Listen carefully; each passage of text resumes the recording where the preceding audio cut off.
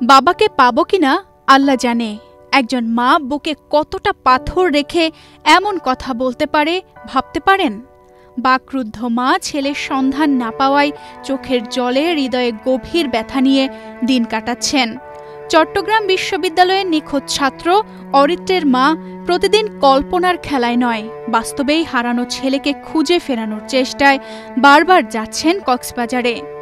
অরিত্রের বাবা মা সহ পরিবারের সবার একটাই চাওয়া, দাও না সমুদ্র ছেলেটাকে ফিরিয়ে।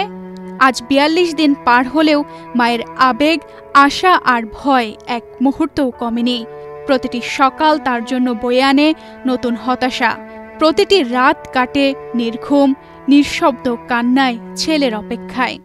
এখন কি করব, আমার ছেলেকে পাইলে না হয় মনে একটু সান্ত্বনা পেতাম। কোথায় আছে, কিভাবে আছে, মানে এটা মনে করতেই মনের ভিতর কষ্ট হচ্ছে আমার।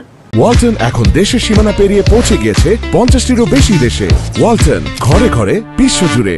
শুধু মনে হচ্ছে যে আমার বাবাটা কোথায় থেকে ডাকতেছে যে আম্মু তুমি চলে আসো, আমি এখানে একা।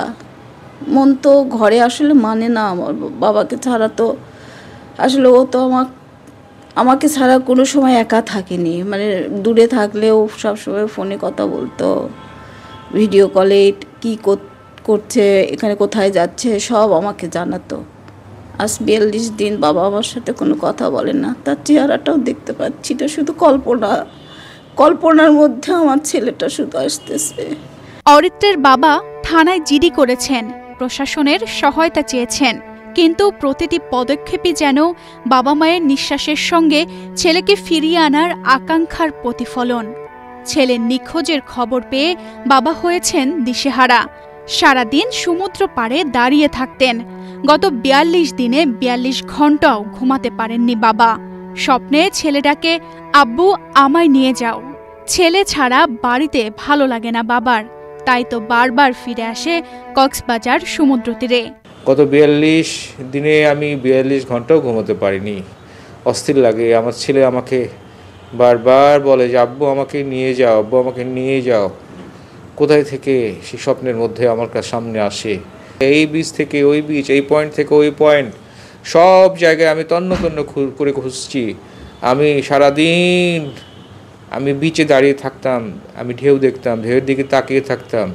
ঢেউ একটা ঢেউ আশ্রে পড়ে সাগরে সৈকতে, ওটা শেষ না হতে মিলিয়ে না যেতে আর একটা ঢেউ এসে আশ্রে পড়ে। আর আমার চোখ থাকে সবসময় এই ঢেউয়ের আসা যাওয়ার পথেই আমার চোখ নিবন্ধ থাকে। উদ্দেশ্য একটাই, আমার ছেলেকে আমি খুঁজবো। আমার ভালো লাগে না, আমার বাড়িতে ভালো লাগে না, সেই জন্যই আমি এসছি। আমি সর্বোচ্চ চেষ্টা করব, সবার সহযোগিতা আমি কামনা করি। আমি রাষ্ট্রেও আমাকে সহযোগিতা করেছে ইতিপূর্বে। বাবার অস্থির মন কি না চায় ছেলেকে পাওয়ার জন্য। একমাত্র সন্তানের চিহ্নটুকুর জন্য বাবার আকুতি সবার কাছে চায় সাহায্য। আমরা একটা জিডি করার জন্য থানায় এসেছিলাম। আমার কিছু চাওয়া পাওয়ার নাই, আমার সব শেষ হয়ে গেছে। আমি শুধু একটু চাই চিহ্ন, এক টুকরো অরিত্র হাসানকে আমি চাই। ছেলেকে হারিয়ে বাড়ি গিয়ে কান্নাকাটি করে বাবা মা। এক মুহূর্তর জন্য তারা শান্ত থাকতে পারে না। মা বাবা শুধু বলে আমার ছেলে আমাদের ডাকে, আমাদের নিয়ে চল। তাই তো আবারও অরিত্রের বাবা মাকে নিয়ে সমুদ্রে চলে এলো অরিত্রের মামা। তা আমরা তো শুনেছি যে সমুদ্র কিছু রাখে না। আমরা দেখলাম সমুদ্রে স্যান্ডেল, ব্যাগ যা কিছু আছে সবই সমুদ্রে ফিরে দেয়, কিন্তু আমাদের আশা ছিল যে অরিত্র হাসানকেও সমুদ্র ফিরিয়ে দেবে, কিন্তু আমরা পেলাম না। বগুড়া নিয়ে যাও শান্তিতে ওরা ছিল না, সবসময় কান্নাকাটি। তো তারা শুধু বলতেছে যেটা আমাদেরকে অরিত্র ডাকতেছে, আমাদেরকে কক্সবাজার নিয়ে চলো। দফায় দফায় রাতের পর রাত কাজ করেছে ট্যুরিস্ট পুলিশ। এখনও তারা বিষয়টি নজরে রেখেছে বলে জানিয়েছেন অতিরিক্ত ডিআইজি ট্যুরিস্ট পুলিশ। আমিও শুনেছি যে ওনারা মিসিং জিডি করেছে, এবং মিসিং জিডি তো করাটাই স্বাভাবিক, এটা একটা আইনগত প্রক্রিয়া।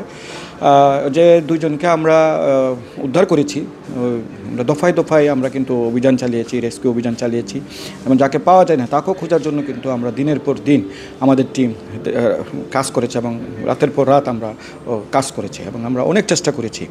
এবং আমরা আমাদের সাথে সাথে আপনার জেলা প্রশাসন প্রশাসন কিন্তু কাজ করেছে, ওনারা ড্রোন ক্যামেরা দিয়ে খুঁজেছে, কোস্ট গার্ড কাজ করেছে, জেলা পুলিশ সুপারের মহল থেকে টিম কাজ করেছে এবং জেলা পুলিশ সুপার মহোদয়ের অফিস থেকে পার্শ্ববর্তী জেলাগুলিতেও ওয়্যারলেস মেসেজ দিয়ে বিভিন্ন জায়গায় যাওয়া হয়েছে। এখন সমুদ্রের ঢেউয়ে কোথায় সেই লাশটি হারিয়ে গেছে সেই বিষয়ে তো এখন আমাদের উদ্ধার তৎপরতা খুবই আমাদের ছিল, আর এখনও উদ্ধার তৎপরতা আছে যে আমরা কোনো জায়গায় যদি কোনো বিষয়ে যদি ক্লু এবং আমরা এই সন্ধান পাই তার সাথে সাথে আমরা সেখানে গিয়ে আমরা হাজির হব।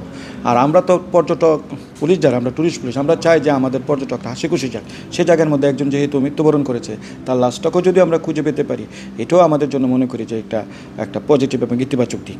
তো আমাদের চেষ্টার কোনো ত্রুটি ছিল না, এখনও ত্রুটি নেই এবং আমরা ভবিষ্যতে ত্রুটি থাকবো না। যেখানেই আমরা কোনো সন্ধান পাবো সেখান থেকে আমরা ওর একটা যে কোনো সিমটম হলো আমরা খুঁজে বের করব। তানজিদা রহমান, ইনায়া, বাংলাদেশ প্রতিদিন।